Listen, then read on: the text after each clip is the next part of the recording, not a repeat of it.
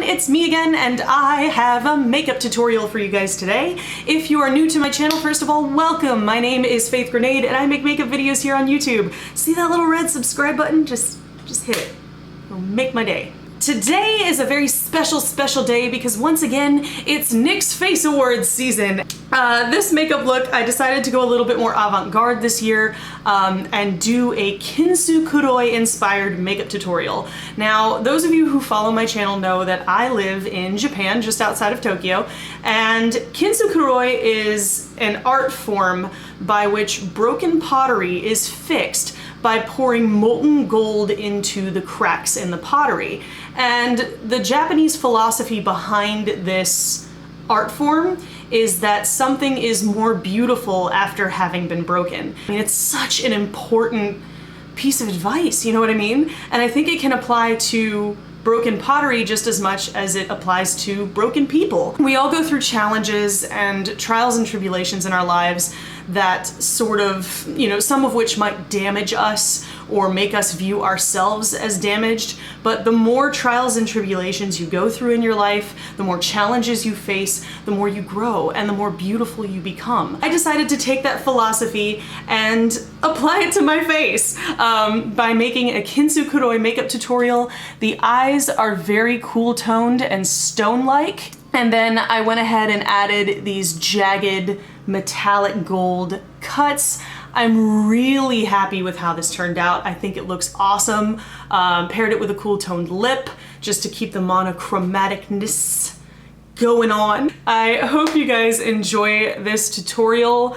And if you want to know how to get this Kintsukuroi inspired makeup look, then just keep on watching. Hey everyone, okay, I am all kinds of zoomed in on your grill right now. First, I'm going to take a kind of warmish tan shadow. Use whatever you have, and I'm gonna use this as my transition, and you wanna blow this out pretty far. Then I'm going to take a smaller fluffy crease brush like this one, and I'm going to take kind of a deep, almost lavender toned gray color, like an ash color. And I'm gonna put that into the crease proper, blending up into the transition shade.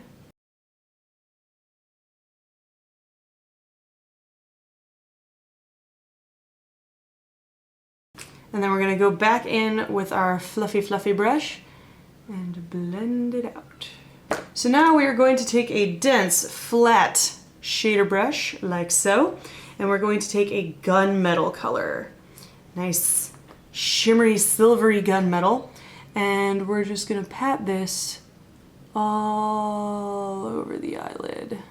Now for the lower lash line, I'm gonna take my teeny tiny crease brush again, and that same tan color that was our transition to start, and I'm just going to rock this under the lower lash line.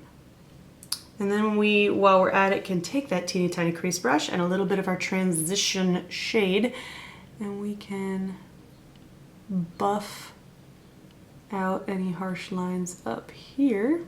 And then we can take a teeny tiny pencil brush, like this one, and our kind of ashen matte gray color, and just plop that on the outer part really close to the lashes. There we go, guys. Okay, I'm back. Sorry. I went ahead and just really quickly defined the upper lash line with a little bit of brown liquid liner. So now for the fun part, the gold cracks. I'm taking a loose gold pigment. Use whatever you have, but it's just a loose pigment that happens to be like a yellowy, I'll show you, yellowy kind of gold. I'm putting a little bit in the cap. And then I'm going to take a mixing medium. You could use whatever you have on hand. Eye drops work for this as well. And I'm going to put a decent amount, like 3 drops in there, because I want this to be more of a liquidy consistency, like a liquid eyeliner rather than a cream eyeshadow. So just get that mix and play around with it until you get the consistency that you're comfortable with. Some people like it thicker, more like acrylic paint. Some people like a more liquid consistency. For cracks, I like a more liquid consistency because it's a lot thinner and it allows me to draw a lot of a thinner line. And then I'm going to pick this up with a bent liner brush. And from here, I start kind of up above my crease and just draw, skipping my eyebrow up. And this is the part where you get to get creative and have fun. I mean, these cracks do not have to be perfect.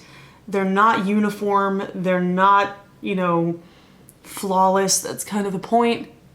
Light pressure on the brush because it allows for a thinner line. So if you find yourself drawing like really thick, you know, paintbrush lines, go ahead and ease your pressure, maybe choke down on the brush a little bit like so, and just draw some cracks.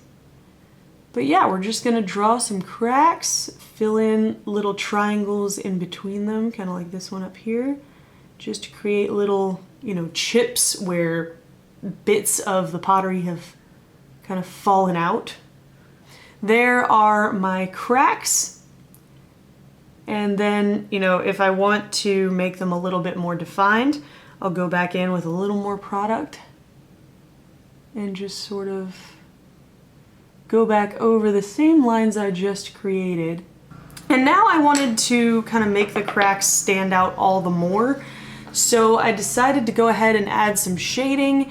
In retrospect, I probably wouldn't have added quite this much shading, but it helps. It's mostly to help it translate a little bit better on camera. You don't have to do this step if you don't want to, but I'm just going back in with my ashen color, my matte deep gray, and I'm just gonna find a few places with my pencil brush and just sort of shade in very lightly.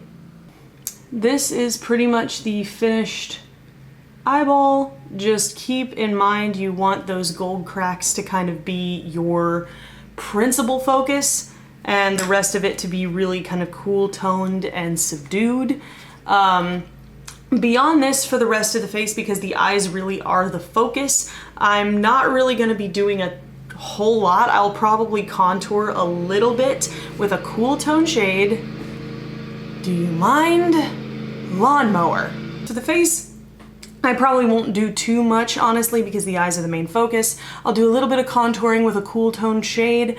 No blush because there are cracks on my cheeks anyway. Maybe a little bit of highlight, and lips, anything goes, honestly. You could do a nude lip, you could do a kind of stone gray lip that would look really cool.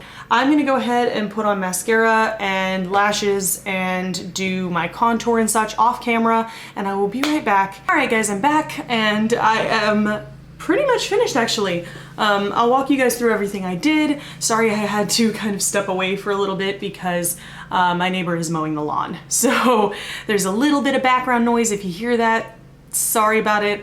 Nothing I can do. It's what happens when you live in a housing development. But lowdown of what I did. Basically just threw on some wispy eyelashes. You don't have to wear fake lashes if you don't want to. I think they set the look off beautifully. Threw a little contour in the cheekbones, went a little bit intense on that and very cool toned because this is all a very stone-faced kind of look. And then I topped everything off with a touch of highlight, some NYX Dewy Finish Setting Spray, and a taupey, cool toned lip. You can use whatever lip you have on hand.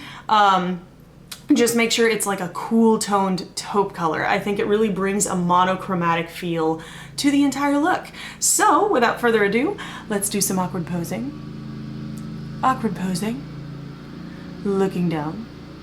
Looking forward, looking fierce. I hope you guys enjoyed watching this video today and learned a little bit about Japanese philosophy on top of learning how to create this avant-garde Kintsukuroi makeup tutorial. If you did find this helpful or informative, there's a button for that. Spank that like button in the butt, you know it deserves it. And if you want to see more from me, subscribe and become a member of the faithful today. I put up new videos every Sunday. Thank you guys so much for watching and joining me today, and I will see you in the next video. Doodles!